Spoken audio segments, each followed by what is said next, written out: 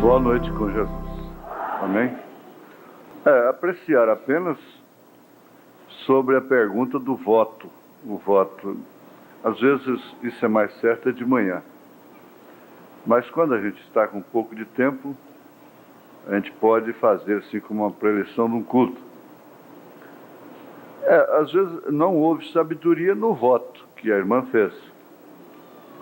E seu marido já te acalmou em relação a esse voto? Segundo o testemunho, segundo o que a irmã escreve aqui. Porque foi visto por alguém 5 mortos numa viagem. Naquela viagem, naturalmente, que a irmã iria fazer. Então ela fez um voto que se não morresse ninguém na viagem, ela dedicaria um dia de jejum naquela cidade onde ela foi. E nunca pôde fazer isso, nunca pôde cumprir isso. Resultado é que não morreu ninguém, não houve acidente. Então, isso carece de um julgamento profético. Toda a profecia de São Paulo deve ser julgada. O profeta disse que essa visão foi falsa, porque se ela fosse de Deus, ela aconteceria. Então, começa por aí. Visões são muito fáceis as pessoas terem visão. E visão de ver 5 mortos, e quase sempre quando o sonho se cumpre de uma maneira ao contrário daquilo, não é certo? Então a irmã, na sua boa intenção, teme a Deus, faz um voto que se não acontecesse acidente, ela dedicaria um dia de jejum naquela cidade, coisa que ela nunca pôde fazer. Então seu marido já acalmou ela, segundo a expressão dela aqui. Naturalmente ele orientou assim. Agora, é um voto, eu acredito assim, que se a gente crê, então não faz a viagem. Seria melhor não fazer a viagem. Porque teria que ter uma resposta de Deus anterior. Olha, aceitei seu voto, pode ir que ninguém vai morrer. Não é certo? Então, Senhor, se não morrer, eu vou fazer um jejum. E se morresse, como é que ficava? Aí jejuava para o resto da vida, né? Não tem jeito. Então é por isso que nós não temos temor em julgar as profecias, os sonhos, certas visões e coisas. Uma irmã cantava aí no interior, tocava violão e cantava. Então saiu uma profecia que ela não podia se casar. E ela amava profundamente o rapaz amava e ele estava em desespero. E o pastor dela, Deus teve a humildade de vir com ela aqui no escritório em Goiânia. Eu disse, olha irmã, essa profecia é falsa. Falei mesmo para ela é falsa. Porque Deus não está se ocupando com casamento dessa forma, não. Não é certo? Deus não é Santo Antônio casamenteiro. E Ele não vai contrariar a sua palavra para uma irmã ficar tocando violão na sua igreja. Tocando violão e cantando. Porque ela tocava violão e cantava, não podia casar. Não é? Então fica muito difícil essas coisas. Você viu aquela profecia lá que o irmão Branham, a profecia dizendo que a irmã não morreria, sendo que o irmão Branham disse que ela morreria, que o Senhor iria levá-la. E Billy Paul disse, agora, papai, como é que vai ser? Caiu essa profecia com esse poder tremendo, todo mundo chorando, em língua estranha, eis que minha serva não vai morrer. Então agora ele disse, bom, o que o Senhor disse vai cumprir, se foi a profecia, se foi a palavra que eu dei. Então, 2h45 o telefone tocou, a irmã tinha partido. Então é isso aí que tem que ser observado. Nós estamos no que é perfeito. O que em parte foi aniquilado. Nem por isso deixamos de crer nos milagres, nas profecias, etc. Mas, de acordo com o que Paulo ensinou, de acordo com o que o profeta ensina, tem que haver julgamento. Como fazer quando uma pessoa que você considera age com insensatez, abusando da sua consideração, arrepende, vem, pede uma chance, você perdoa e dá uma chance, ela te faz votos de fidelidade, pede sua confiança, você confia e novamente ela age inconsequentemente, mente para você, quebra os votos e te fere profundamente, depois quer perdão novamente, como se você tivesse o dever de perdoá-la. Perdão e confiança é dever? É obrigação? Ou é algo espontâneo? Nós somos obrigados a perdoar uma pessoa que não respeita nosso nome, nossos sentimentos? Nós temos a obrigação de confiar numa pessoa que só faz besteiras? Ou devemos deixá-la de lado, evitando mais decepções para ambas? Parece que há pessoas que aprontam com a gente porque sabem que a gente vai perdoar. Não tem problema. Se eu magoar, depois peço perdão, né? E tudo fica bem. Assim essa pessoa jamais irá pensar antes de agir, e o sensato pensa antes de agir, e assim mesmo. E assim mesmo. Agora, eu diria, Jesus disse para perdoar 70 vezes 7. Então você conta 490 vezes. A coisa não é de rir. Eu não entendi se se trata de cônjuge, de casamento, né, de casal, de esposa ou de marido. Porque aqui diz, quebra os votos e te fere profundamente. Dá a impressão, né, ela te faz votos de fidelidade, pede sua confiança, você confia novamente. Eu tenho a impressão, parece ser uma esposa que tem um marido dessa forma. É muito custoso, muito difícil. Eu acho que a mulher tem que perdoar 70 vezes 70, nesse caso aqui, né? Se é que é mulher. O homem, ele vai perdoar quantas vezes também ele achar que deve perdoar. Se é casado, se o problema que se refere a casal. Porque a mulher cristã não lhe interessa em ponto algum o divórcio, porque ela divorcia e continua casada do mesmo jeito. Ela sabe disso. Não adianta. Ela continua sendo mulher daquele homem. Então, isso fica custoso, uma certa exigência da parte da mulher. Não é a parte social da coisa. Hoje são direitos iguais, mas diante de Deus não é. Diante da Bíblia não é. Não tem jeito. Todos vão responder da mesma forma no dia de juízo. Isso é outra coisa. Mas aqui embaixo não é. Então fica custoso a gente responder num culto da noite. Vamos ver se numa escola dominical isso ganha mais espaço, viu? Deus abençoe. Isaías capítulo 4, verso 1.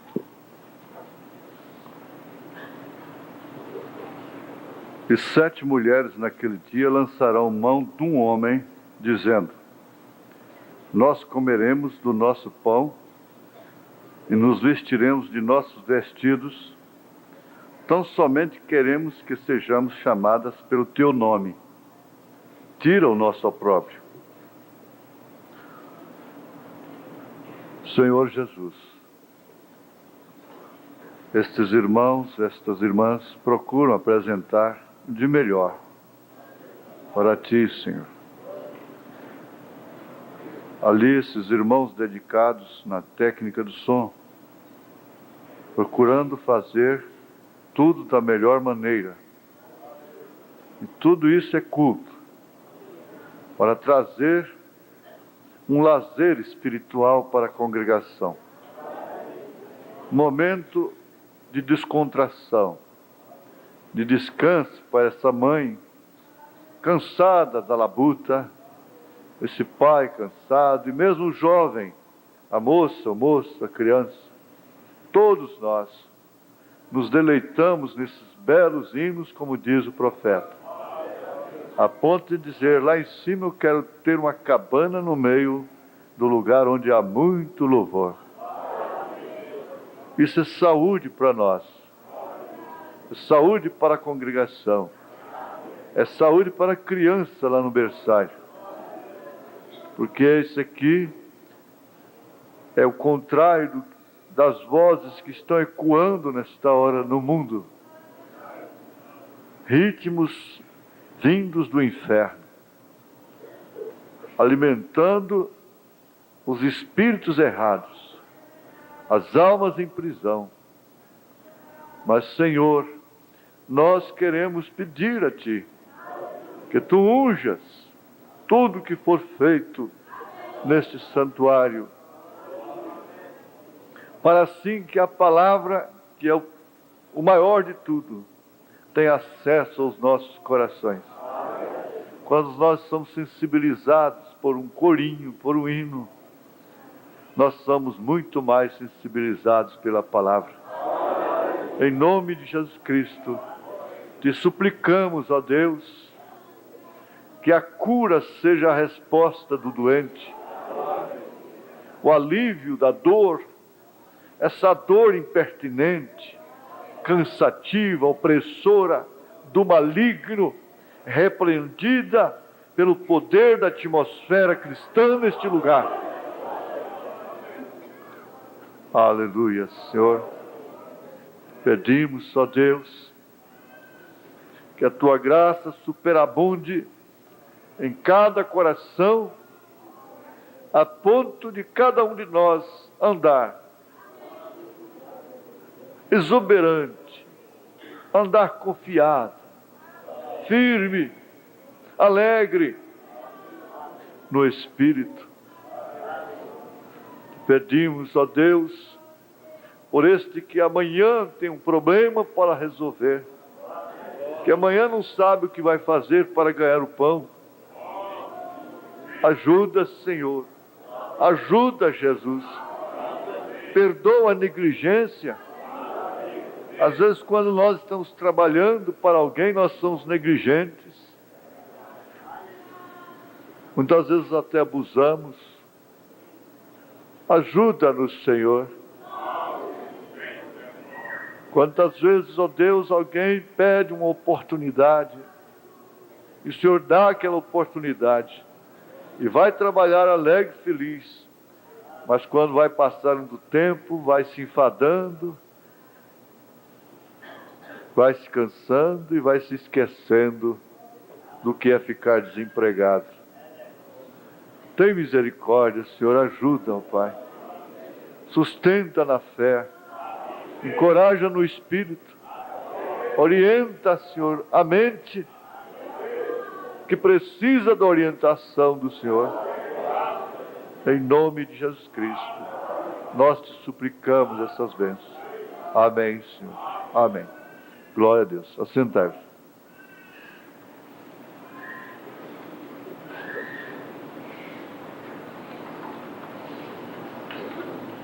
Eu não vou tecer um comentário sobre a letra do que acabamos de ler em relação às mulheres, que tendo como se sustentar, não precisando de vestidos do homem, não precisando do seu pão,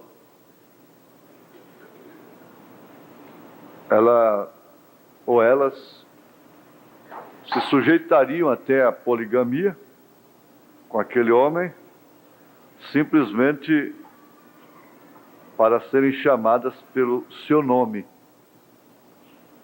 e assim ser tirado delas o opróbrio. Mas eu gostaria de ler com a igreja o capítulo 10 de Jó, do livro de Jó. Se você pode acompanhar, tudo bem, fica à vontade. Não precisa acompanhar na letra, mas acompanhe no espírito. Preste bem atenção. Se deseja acompanhar na Bíblia, tudo bem.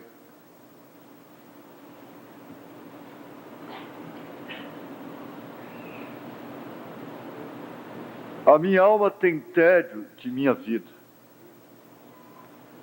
Darei livre curso à minha queixa, falarei na amargura da minha alma. Direi a Deus: não me condenes, faz-me saber por que contendes comigo. Parece-te bem que me oprimas, que rejeites o trabalho das tuas mãos e resplandeças sobre o conselho dos ímpios? Tens tu, porventura, olhos de carne? Vês tu como vê o homem? São os teus dias como os dias do homem? Ou são os teus anos como os anos de um homem? Para te informares da minha iniquidade e averiguares o meu pecado? Bem sabes tu que eu não sou ímpio, todavia ninguém há que me livre da tua mão. As tuas mãos me fizeram e me entreteceram, e todavia me consomes. Peço-te que te lembres de que como barro me formaste, e de que o pó me farás tornar. Porventura não me vazaste como leite, e como queijo me não coalhaste? De pele e carne me vestiste, e de ossos e nervo me entreteceste. Vida e beneficência me concedeste, e o teu cuidado guardou o meu espírito. Mas estas coisas as ocultaste no teu coração. Bem sei eu que isto esteve contigo.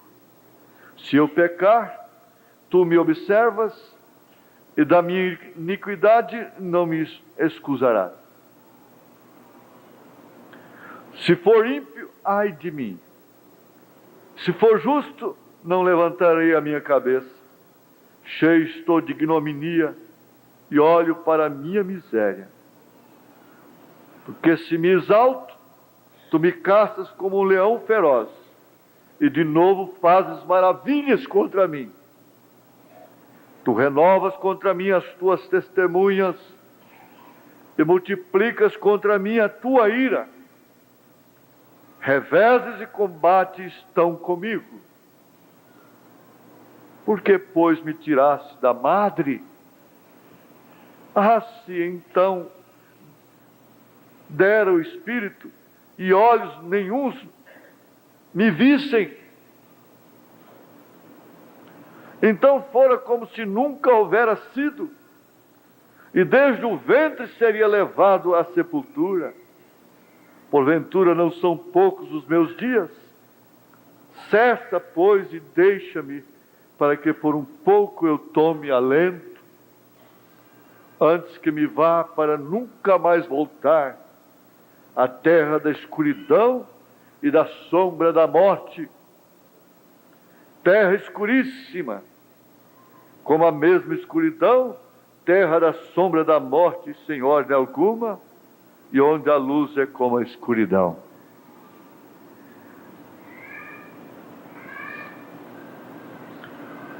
Senhor,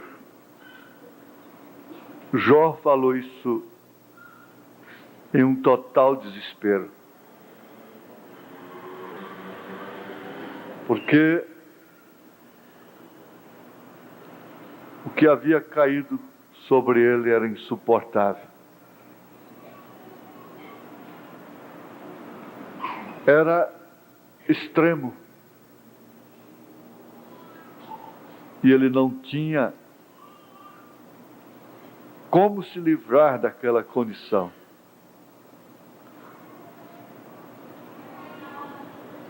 E às vezes há pessoas nesta hora na mesma condição, que não tem como se livrar de uma terrível condição, que chegam a pensar que melhor fora que não existissem não tivessem vindo à luz.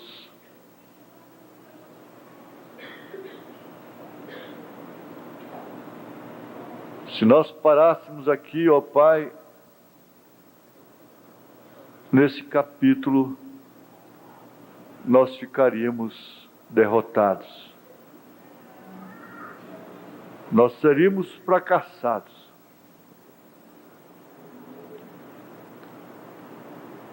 Mas nós vamos para o fim. Nós vamos para o fim desse Jó. E o Senhor virou o cativeiro de Jó, quando orava pelos seus amigos. E o Senhor acrescentou a Jó outro tanto em dobro a tudo quanto dantes possuía. Então vieram a ele todos os seus irmãos e todas as suas irmãs, e todos quantos dantes o conheceram, e comeram com ele pão em sua casa, e se condoeram dele, e o consolaram de todo o mal que o Senhor lhe havia enviado. E cada um deles lhe deu uma peça de dinheiro, e cada um pendente de ouro. E assim abençoou o Senhor o último estado de Jó mais do que o primeiro, porque teve 14.000 ovelhas, e 6.000 camelos, e 1.000 juntas de bois, e 1.000 jumentas. Também teve 7 filhos e 3 filhas. E chamou o nome da primeira Gemina, e o nome da outra Késia, e o nome da terceira Queren Apuque. E em toda a terra não se acharam mulheres tão formosas como as filhas de Jó. E seu pai lhes deu a herança entre seus irmãos. E depois disto viveu Jó 140 anos, e viu a seus filhos e a filhos de seus filhos até a 4ª geração. Então morreu Jó velho e farto de dias. Então eu oro novamente, Senhor Jesus, nós estamos com o Senhor aqui. Nós não vamos viver só mais 140 anos depois. Nós vamos ter 3 anos e meio com o Senhor nas bodas do Cordeiro. Vamos ter 1 milênio, 1000 anos, e depois vamos ter a eternidade. Aceita a nossa gratidão por isso, em nome de Jesus Cristo. Amém.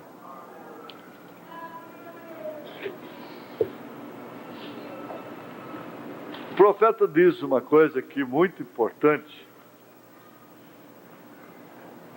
que tende a ficar comum para nós, esse termo predestinação.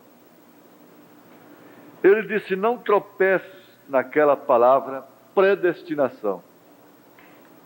Eu sei que vocês tropeçam, mas ouçam, isso não é minha palavra. É uma das palavras de Deus. Você deseja ler isto? Leia Efésios 1:5. Que Ele nos predestinou para a adoção de filhos através de Jesus Cristo. Acabamos de ver um quadro de um homem que havia sido predestinado por Deus para ficar na Bíblia Sagrada em forma de livro, Jó. Um homem que no seu primeiro estado, qualquer mulher queria o seu nome. Tiraria o opróbrio de qualquer mulher, uma vez que ele lhe desse o seu nome. No seu segundo estado, ele ficou como quem não tinha parecer nem formosura alguma para quem quer que seja o desejasse. Não. Ele não pôde contar nem mesmo com a esposa a qual ele havia dado o nome, legitimamente dado o seu nome para ela. Ela desprezou o seu nome.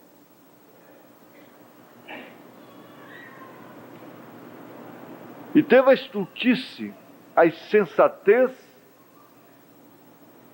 de falar com ele como uma louca. Abomina esse Deus e morra.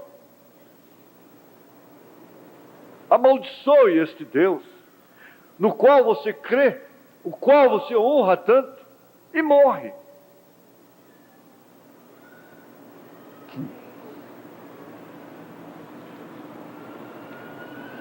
Esse quadro é natural da vida humana. Nós estamos vendo isso aí diariamente. Quando o homem está lá no alto, na política, na fama, do esporte, do futebol, do cinema, então ele é procurado.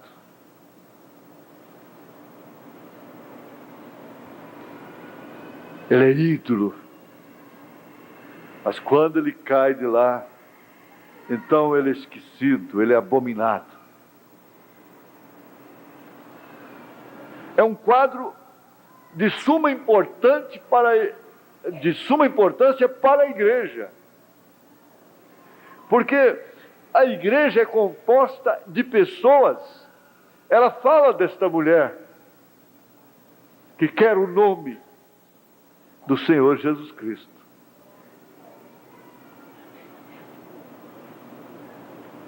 São pessoas que ficam na hora do ridículo, na hora do escândalo, na hora do tropeço, na hora da contradição. Olha, pense bem, só interessa ao homem uma mulher que possa estar ao lado dele quando ele fracassa.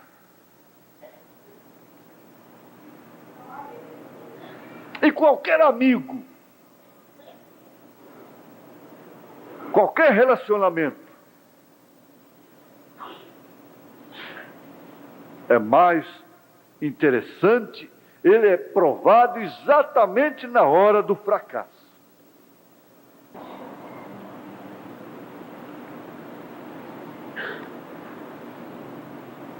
Agora, essa predestinação de Jó foi uma predestinação muito valiosa.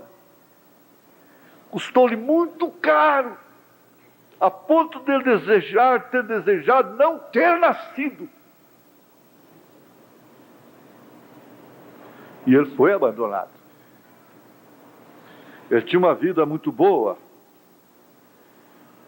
uma vida muito farta, e ele era cercado de parentes e amigos. Mas quando ele caiu naquela situação, eles não comiam com ele, como voltaram a comer depois. Eles não queriam estar perto dele, de forma alguma. Agora, tudo isso tem a ver com a vida cristã. Então o profeta diz: não tropeces naquela palavra predestinação. Isso está em Efésios capítulo 1, verso 5. Ele nos predestinou para a adoção de filhos através de Jesus Cristo. Deixe-me interromper isto um momento só, um minuto, para dissolver isto de sua mente. Exatamente como você estava em seu pai no princípio, uma semente, germe. Você sabia disto, cada um de vocês. Você estava também naquele tataravô. Você sabia disto? Que você esteve no seu tataravô? Essa corrente não podia ser cortada. Foi uma cadeia até chegar a você. Então ele diz: leia o livro de Hebreus, onde encontramos que Levi pagou dízimos quando ele estava nos lombos de Abraão, 4 gerações antes dele. Quando Abraão pagou o dízimo a Melquisedeque, isso foi em conta a seu tataraneto antes dele, e ele estava então nos lombos de Abraão. Aí está você.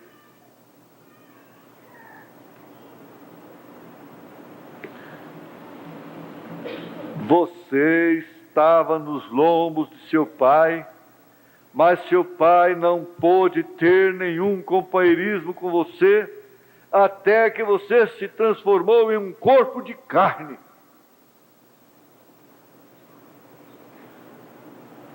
Agora nós estamos tomando essa parte natural em um paralelo com a espiritual.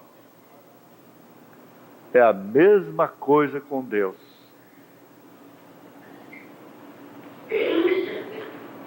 O seu filho é pus seu, é matéria sua. É o problema seu.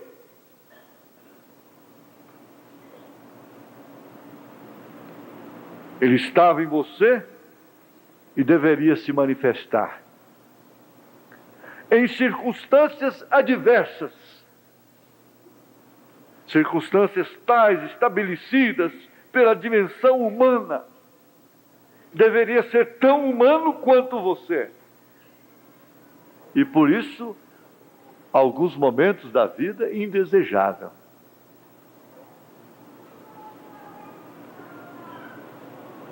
Você sabe que quando a pessoa fica muito velhinha, eu tomo isso com todo respeito. A minha avó era a vovozinha querida, era a mamãe querida, matavam pela velha, amavam a velha, mas ninguém queria ficar com a velha. É uma fase custosa. Todo mundo ama a velha. Todo mundo ama o velho. É o papai, é o vovô, é o papai, é o meu avô. Enquanto ele pode comprar balinha, comprar sorvete, comprar pipoca e dar para os netos. Mas chega uma hora que ninguém quer o vovô. Mesmo chorando. Então tem que ter uma Maria da família, tem que ter uma que tem mais tempo, que as outras não têm. Nora não vai tratar de sogra, dar banho de sogra, com exceção de algumas. É um momento tão difícil que a gente chega a ouvir a velha cristã orando: Senhor, me leve, me tire, eu me tornei um peso aqui, não me cabe mais.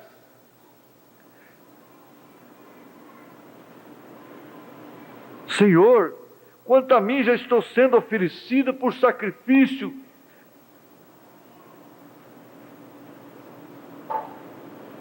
Eu sei que o meu tempo se aproxima, o tempo da minha partida se aproxima, depois eu ter guardado esta fé.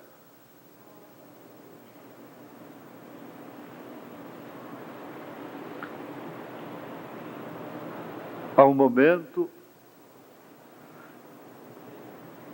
para a igreja, e esse momento está se aproximando de uma maneira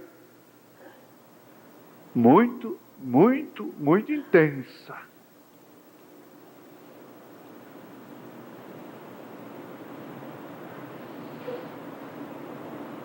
Porque esse mundo não passará mais uma geração. A criança que nasce hoje, essa geração se transcorre com 40 anos. Essa criança que nasce hoje, ela não vai chegar aos 40 anos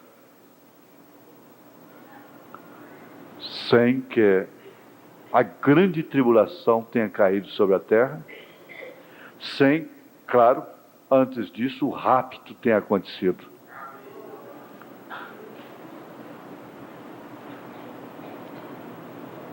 Esta geração não passará de forma alguma. Eu não ousaria falar sobre datas.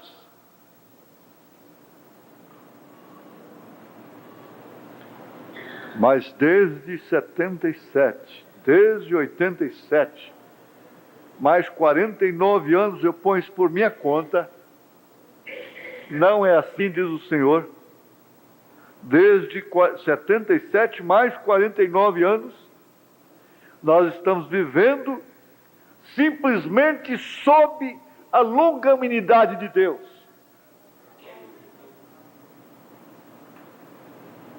E não há o que desejar, como não havia o que desejar de Jó.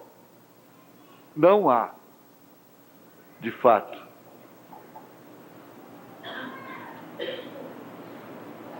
Agora, continuando, ele mostra: você estava nos lombos de seu pai. Isso é meio complicado. Mas o seu espírito está entendendo tudo.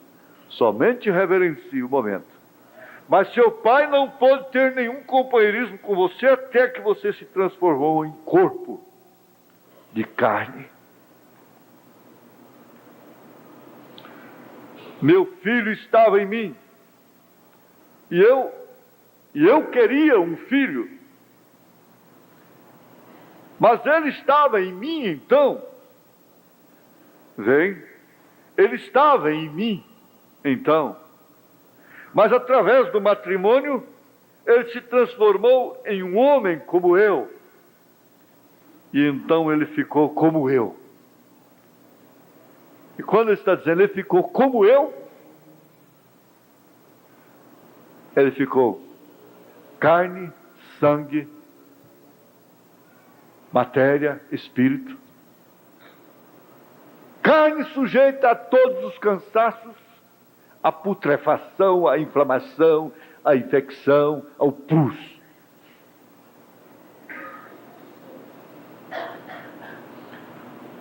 E você fica como seus pais, vem, porque estava em você para começar. Agora, se somos os filhos de Deus, seus atributos, que você é um atributo do seu pai, não de sua mãe, mas sim de seu pai. A semente está no pai. E agora a sua mãe foi uma incubadora que te carregou a semente do seu pai. E a terra em carne é também a incubadora que carrega a semente de Deus. Vem, exatamente. Não o mundo, quão grande é o mundo. É como o grande Deus que o fez. O mundo é tão grande e como é grande o Deus que o fez. Agora, aquela árvore frondosa, bonita, que você vê ali, se beneficia dos seus frutos, de sua sombra, e do oxigênio que ela exala. Um dia ela esteve em estado de putrefação. A sua semente esteve como Jó. Ela foi sepultada. E dali então, levantou-se aquilo que esteve na sua mão em potencial. Aquela grande árvore esteve um dia na sua mão, quando você a plantou, a sepultou na terra. E o importante é saber que Deus é um lavrador que nunca perdeu uma semente sequer. Ele não se compadece, ele não se entristece, ele não chora ao ver um seu filho sendo plantado, apodrecendo como a semente no chão. Não. Agora, se você é um filho e filha de Deus, Então você estava em Deus no princípio. Você era o seu atributo. Se você não estava ali, então você nunca esteve ou nunca estará. Você não pode se assustar com a predestinação. Pelo contrário, você tem que amá-la. Você precisa crer nela. Porque se você era seu atributo. Se você não estava ali, então você nunca esteve ou nunca estará. Porque eu não posso sustentar que o estado de um homem como estava o Jó, quando seus amigos disseram, com razão sobeja, isso é a consequência do pecado. Às vezes não sabiam realmente o que significava aquilo.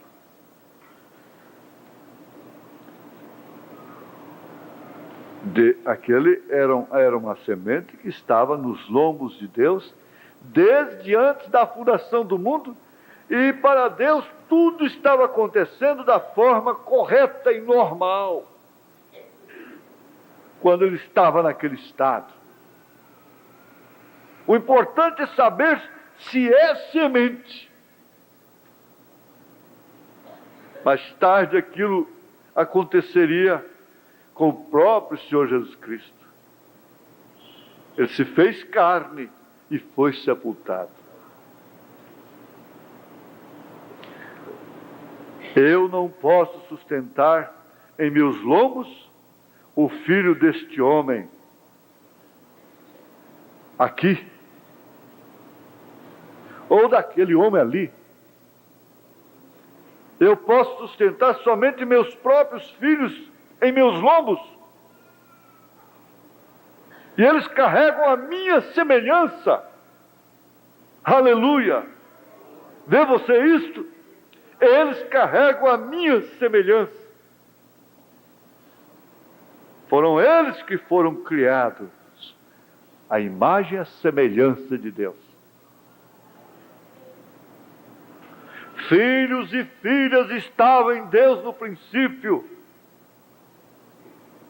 Não importa quão horrenda é a sua putrificação.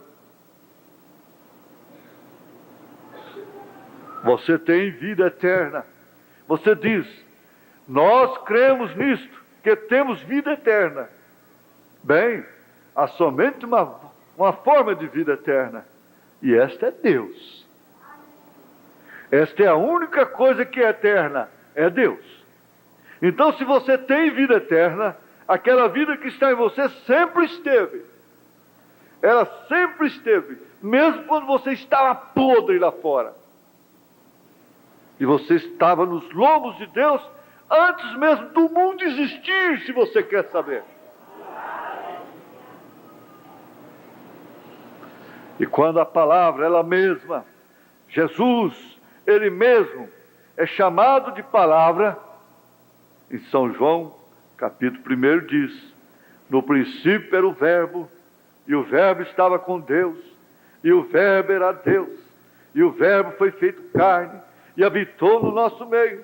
Então você estava nos lombos de Jesus, e foi para o Calvário com Ele. Você diz, quem foi lá foi o ladrão. Foi o ladrão, sim. Fui eu, foi você, fomos nós. Você morreu com Ele. E você ressuscitou com Ele. Você tem o primeiro estado com Ele. Você tem o segundo estado com Ele. Você tem o terceiro estado com Ele. E hoje estamos assentados em lugares celestiais nele, cheios do seu Espírito, filhos e filhas de Deus, morto com Ele, ressuscitado com Ele, seguramente. Eu dizia para os pastores essa semana o seguinte: nós temos de lembrar constantemente a igreja. Por isso, obrigado, Senhor. Obrigado, Senhor, porque o Senhor tem feito isso por nós. Para não estarmos pregando para a igreja e até jogando a igreja contra o canto da parede para aceitar uma coisa que o irmão Branham desesperou muito para que as igrejas, as pessoas aceitassem, que nós aceitamos, que nós cremos, que nós estamos vivendo.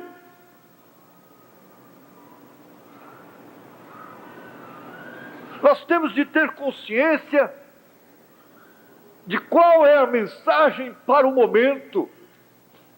Eles apanham, às vezes, a mensagem: senhores, é esse o tempo. E aquele desespero do irmão Branham para o povo crer nos 7 selos que seriam revelados logo em seguida.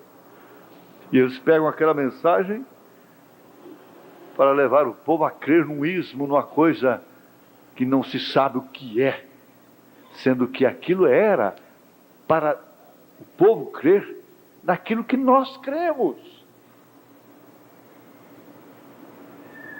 Era um desespero para as pessoas serem batizadas em nome do Senhor Jesus Cristo.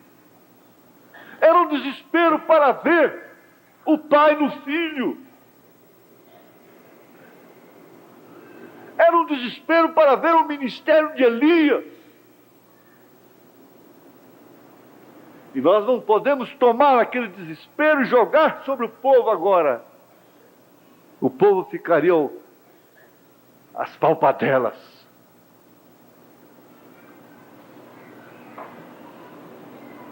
Obrigado, Senhor, pelo que nós já temos visto, temos crido. Nós cremos que nós estamos nos lombos de Deus desde antes da fundação do mundo. Eu não tenho como sair disso. Eu posso ficar podre como Jó.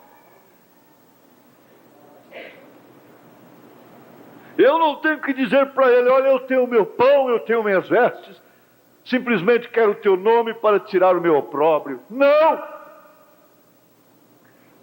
Porque eu pertenço à esposa legítima. Eu dependo do seu pão, eu dependo de suas vestes, eu dependo em tudo dele, e muito mais de seu nome. Ele me deu o seu nome. Ele te deu o seu nome, igreja. Você é casada com ele. Você não está entre as 7. As 7. Independentes, que não precisa do seu pão nem do seu vestido. Você é a legítima.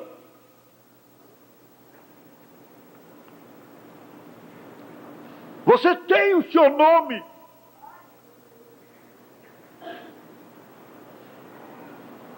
Agora, a gente vê essas coisas como que por uma greta da porta. E isso se torna tão grande, tão importante, muito embora sendo tão simples. Então, agora você pode ter companheirismo com ele. Quando essa semente estava no seu lombo, ou nos seus lombos, você não podia pegar esse menino, você não podia falar com esse menino, você não podia abraçar esse menino, você não podia falar: meu filho, venha cá, meu filho, vá ali. Não. Mas quando você se casou, ele passou para o ventre de sua esposa, e logo agora você pode abraçá-lo, você pode falar com ele, você pode ter companheirismo com ele. E agora você pode ter companheirismo com Jesus. Você não podia lá atrás, porque você era simplesmente uma palavra nele, uma semente. E ele não faz como a mulher de Jó. Mas agora ele tem te manifestado. E agora Ele quer que você tenha companheirismo com Ele. Você gosta dEle. Você ama estar com Ele. Você gosta do seu nome. Você gosta de cantar louvores para Ele. Você gosta de dizer obrigado, Jesus. Obrigado, Senhor. Aleluia. E agora Ele quer que você tenha companheirismo com Ele. Então Ele desceu. Foi feito carne para que então Ele pudesse ter companheirismo perfeito contigo. Vem o companheirismo perfeito? Oh, que coisa! Aqueles profundos mistérios de Deus, quão maravilhosos! Vem, Deus não podia ter companheirismo no Espírito, então Deus se tornou homem conosco.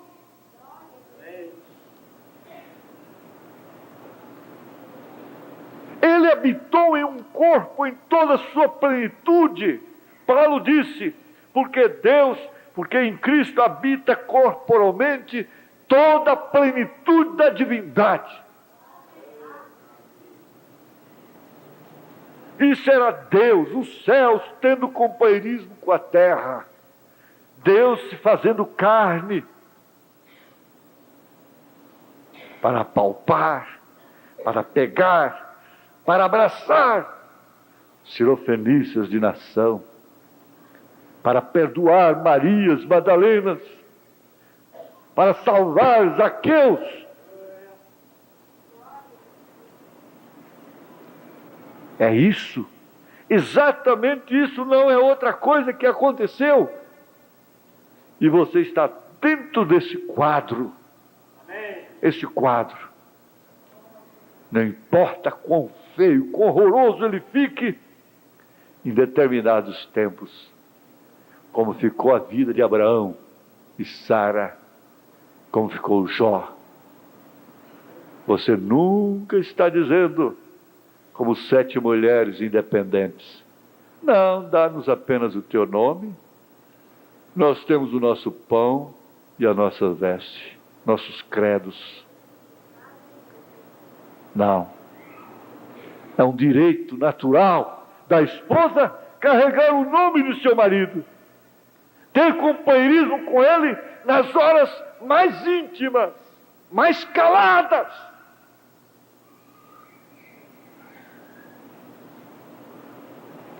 Ter companheirismo com ele nas horas mais difíceis, nas horas mais horríveis, nas horas das trevas, nas horas da escuridão. Ele disse lá, escuridão, escuridão, está tudo escuro, não posso ver nada a essas alturas. Parece que Deus ficou assim, só olhando para ele, olhando apenas, de braços cruzados. Deus sabia o que tinha para Jó. E aquele crítico alemão criticou o irmão Brana, dizendo, como pode esse Brana pregar esse Deus que ficou com seus braços cruzados enquanto seus fiéis eram queimados vivos nas arenas? Deus estava lá assim, olhando eles serem queimados. Ele tem razão, ele cruzou os braços, ele ficou olhando lá de cima, mas ele não sabia que ele estava neles. Agora Deus sabia perfeitamente que ao se desprenderem daquele corpo queimado, aqueles corpos queimados, virando torresmo, as suas almas, seus espíritos, tomavam um último estado milhões e milhões de vezes melhor.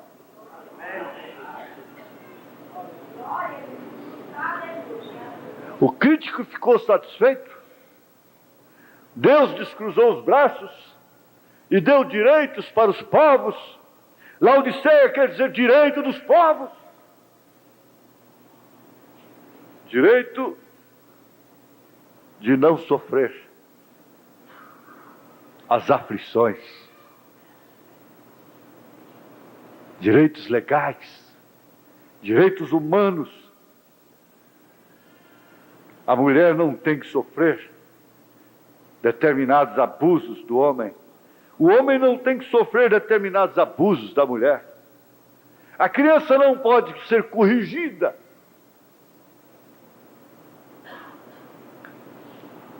Deus descruzou os braços e encheu a igreja de poder. Foi isso realmente que aconteceu? Encheu a igreja de direitos, poder político, liberdade para pregar, para gritar, pregar nas praças, pregar no rádio. Deus encheu a igreja de direitos. As fases vão passando, as eras foram passando, tudo foi mudando, e chegamos a Laodiceia, que quer dizer direitos dos povos, e que quer dizer direito, quer dizer mulher, domínio feminino, tudo aquilo de Tiatira, das eras passadas, estão concentrados na mulher do século XX, da Laodiceia. Estão concentrados na igreja formal. Aquela que diz: eu não preciso do seu pão, nem seu vestido, eu quero apenas ser cristã. Eu quero apenas ser evangélica.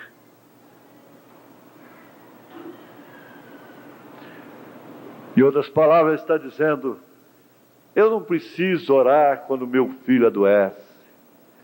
Ele tem o melhor pediatra da cidade. Eu pago o instituto. Eu posso dar-lhe consultas particulares. Eu não preciso de orar quando minha mulher adoece. Botar a cara no chão. Chorar.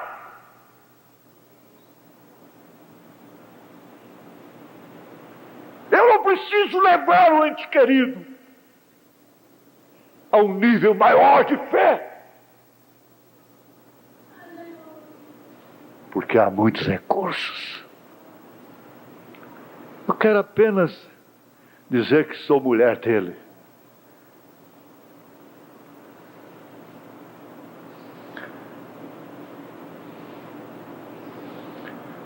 Dói a cabeça? Eu tenho ali Tonopan. É só tomar e engolir. Mas eu me lembro. Até lamento, mas lamento muito, que minha mãe tinha que pôr complexo na cabeça. Tinha que orar tanto por causa de uma dor de cabeça. E hoje eu vou tomar o Tonopan com outro Parcel, qualquer outra coisa. Eu digo: meu Deus, por que isso não veio mais cedo, naquele tempo da minha mãe?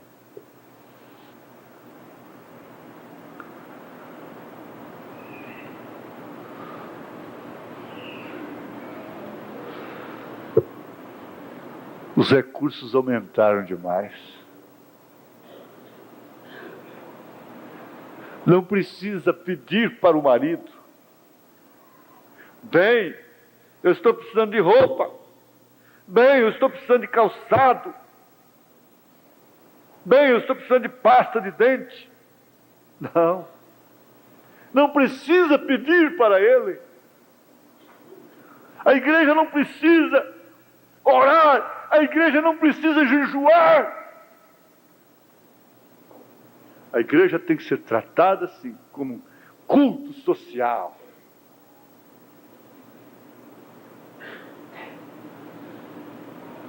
A igreja não precisa crer na cura divina, até que um câncer chegue. Até que um mal que a ciência não dê volta.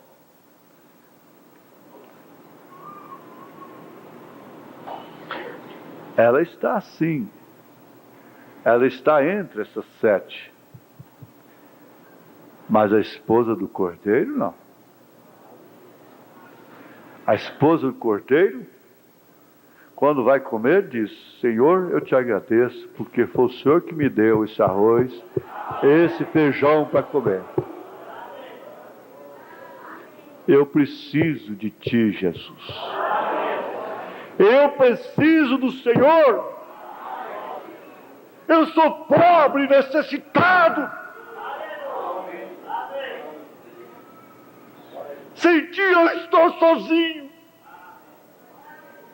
Ela está dizendo: sim, o Senhor, vem, amado meu. Sem você eu sou solitária, eu sou melancólica, eu sou uma desgraçada, cega e nua como Laodiceia.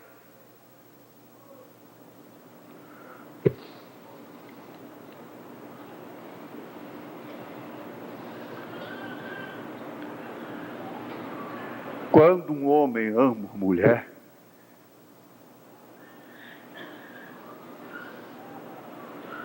é uma coisa que ninguém pode explicar.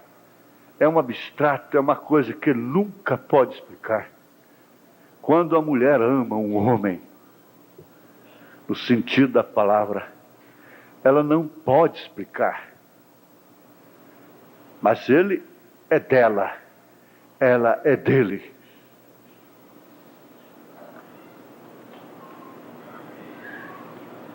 E mesmo quando ele está longe, quando ela está longe, eles se sentem tão perto um do outro. E não foi à toa que a Bíblia não é à toa que a Bíblia toma isso para falar desse grande mistério de Cristo e a igreja. Agora, essa igreja é composta de pessoas predestinadas que estiveram nos lombos de Deus e que sempre clamam: Abba, Pai.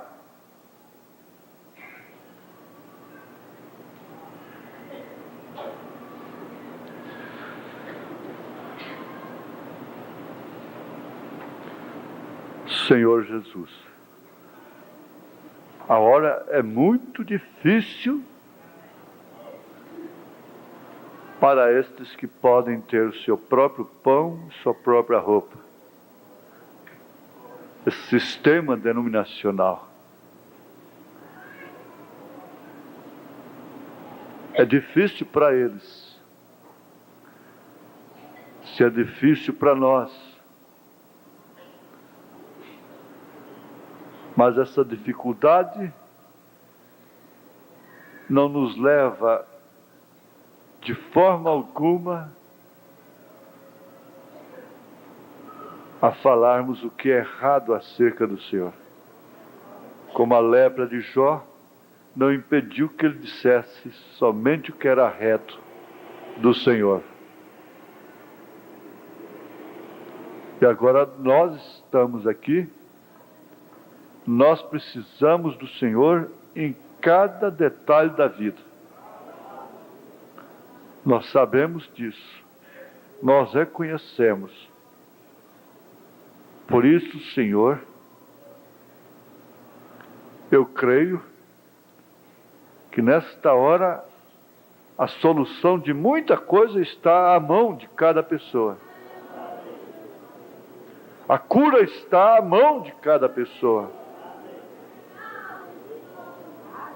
A igreja em um todo sinta-se dependente desse marido, dependente desse esposo.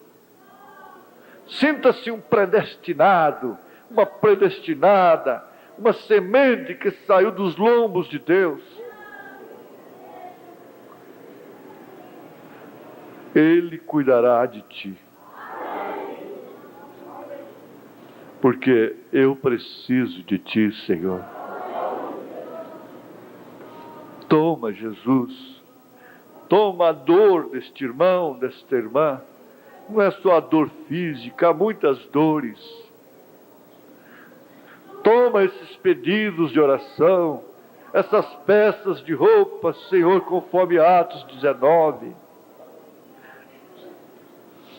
E nós ordenamos que esses espíritos de enfermidades, atormentadores, demônio no estado físico, não é no estado da alma, não é no estado de espírito, mas é no estado físico. Aquilo no Jó era demônio no estado físico. Não importa, Satanás, nós conhecemos o nosso fim. Talvez o fim de Jó foi uma surpresa para ele, mas para nós não é. Aleluia! O nosso profeta já foi lá. Aleluia! O nosso Jesus Cristo já ressuscitou. E ele já disse: eu vou vos preparar lugar. A Bíblia já diz que há um outro corpo esperando para quando o nosso terreno é desfeito. Jó não tinha essa Bíblia. Foi surpresa para ele. Para nós não é surpresa. Nós aceitamos a nossa cura. Nós aceitamos a nossa libertação. Nós aceitamos a nossa predestinação. Nós aceitamos a nossa eleição. Nós aceitamos a nossa posição no corpo do Senhor aqui na terra. Em nome de Jesus Cristo. Deus te abençoe, irmã. Deus te abençoe, irmão. Amém.